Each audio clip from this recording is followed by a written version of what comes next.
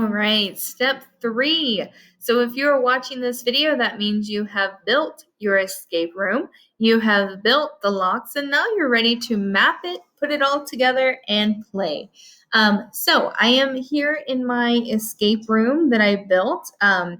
It's a pretty empty escape room, but just for demonstration purposes, this is the one I'm using here. Okay, I've also got my locks.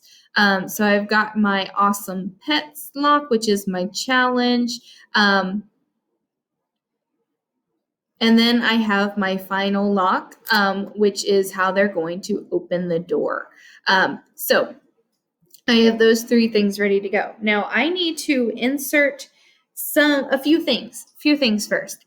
What I like to do is I like to have an information tab, something that tells them, okay, this is what you're doing. So it depends on what my theme is, but since my theme is animals, I might put image, search the web. Let's find a pet clip art. Let's see what we can find with that. All right, well, that fox is just adorable. So I'm going to put a little fox over here. And he's going to be my little guy that's going to kind of tell them what to do. This is just going to be like an introduction. So let's see. Let's insert an image. Not an image, a shape. Yeah, let's do one of these call outs. Little fox is going to talk to us and tell us what we need to do to escape. And I'm just kind of being silly here. You can absolutely put whatever it is you want to put. In some of my escape rooms, I've put a scroll. They click on the scroll, they open it, it tells them like a riddle. So let's see, let's add some text. Uh-oh, you're stuck. Talk to me to learn how to escape. All right, let's just change that a little bit. Make it a little smaller. Let's center it. All right, and so I'm going to, this was my example. I'm going to go ahead and delete that. I'm going to add a slide here, just a kind of a blank slide probably. I'm going to copy our little fox guy because he's going to come talk to them over here. Oops. I did not copy. All right, there's my little fox dude.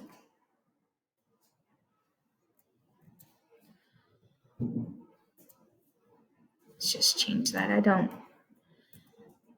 My least favorite thing is a white background. Okay, uh-oh, you're stuck. Come talk to me to learn how to escape. I'm going to hyperlink this so that when they click on it, they will go to that slide too, the talking one where he's going to talk to them. Uh-oh, you're stuck. And then this is just going to be my, introduction. What do I do here? Kind of telling them what to do.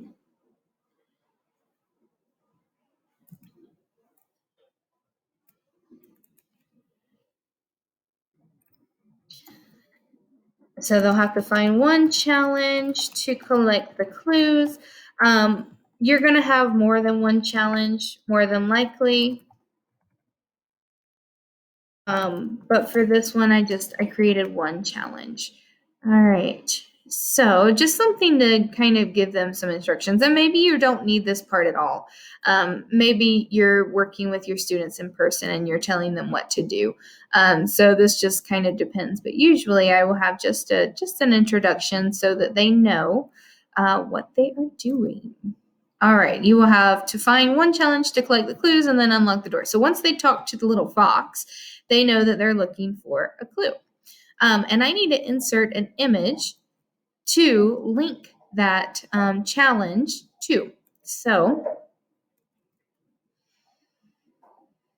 let's see. I wonder if I can find a pet poster. And it doesn't matter what image you choose. I usually try to find something that matches the clue. So, if they're doing something about Google, I have one about Google Chrome. They have to click on the computer. So their challenge is going to be linked to this wall poster. Now I've got my challenge here. This is my challenge 1. In order to get that to the poster, I have to find the link.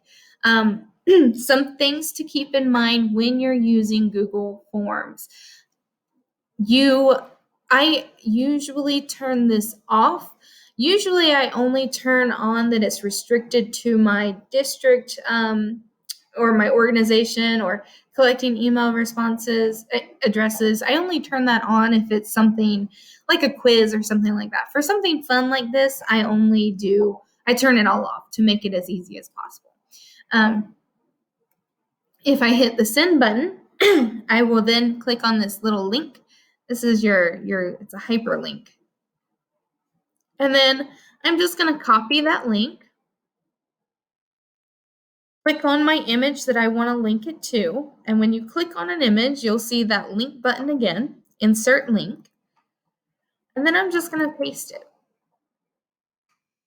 So what that means is when they click on this image, a link will pop up, right? And I'm probably going to tell my students, you're going to try to find links. So click on the images, click around, see what you find. Okay, so that's their challenge. So once they click on that link, they complete the challenge, they're given their clues. Well, now they need to unlock the door, right? So I'm going to insert a lock clip art.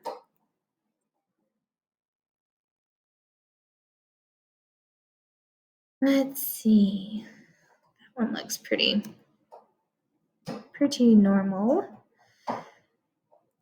I don't love that color, but all right, I'll put this little lock right here. All right, now I'm going to link the final lock form to that lock on the door. So same way, make sure, like I said, that you have looked at your settings to do it the way that you want to do it. I usually just try to make these as easy as possible. All right, copy that link. Now let me go back to my room, and then I'm going to insert link again on that image, apply. Okay, so now I've got my room built. I've got it mapped out. I've got the locks added. It is ready to play. How do I send this to my students? Well, you have 2 different options. You can go to File, Publish to the Web. Now, here's the thing with that. If you have multiple slides like I do here, and you may or may not, but I have multiple slides, I don't want it to advance automatically. So I'm probably not going to use this. Now, if you just have your Bitmoji one room and it's all just forms that are linked to it, then you can use this. It won't matter if you just have one. You hit publish, and that's going to give you a link. So then you can share that link with your students. And if we open that link in a new tab, we can see what it looks like. All right, so all they can see is the room. They can click on the forms to open those. They can click on the uh-oh, you're stuck to get their clue from the little fox. But like I said, if we don't want it to auto advance, we can do one other way. So I'm going to hit the share button. I'm going to change this to make sure it says anyone with link can view. Copy the link. Paste the link somewhere. Then, and this is a trick you can use anytime you want to share something in present mode, I'm going to delete everything up through the word edit, and I'm going to replace that with present. So once I've done that, highlight it. Maybe if it'll let me, there we go. And copy it so that you have it. And then if I hit enter, same thing, I've got it in present mode, but it's not going to auto advance. And I can click on all the things, uh-oh, you're stuck. Okay, I've got my challenge here. Now I'm gonna complete my challenge, gather my clues once I do that challenge correctly, and then finally I can unlock the door. Now, though this is set up in a super, super, super basic way. Obviously, you can customize your forms to make them as pretty as you want them to be. You can add images, you can add videos. There's a whole lot you can do with forms that I could probably talk about on and on and on. The same thing with your Google Slide. You can add as many little elements as you want, as many challenges as you want. I have some escape rooms that have like a help slide. So there's one that, a backpack is sitting in the corner. They click on the backpack, then they get to these resource guides that might help them unlock the clues. So you can add as much as you want to your escape room here and make it really all about you. But these are the basic functions behind it. This is how you use slides to create it, and then forms. So I hope this was helpful. Have fun with it. Digital escape rooms are something my students love to do. So the main thing is just to have fun and be you when you're making these. So thank you for listening.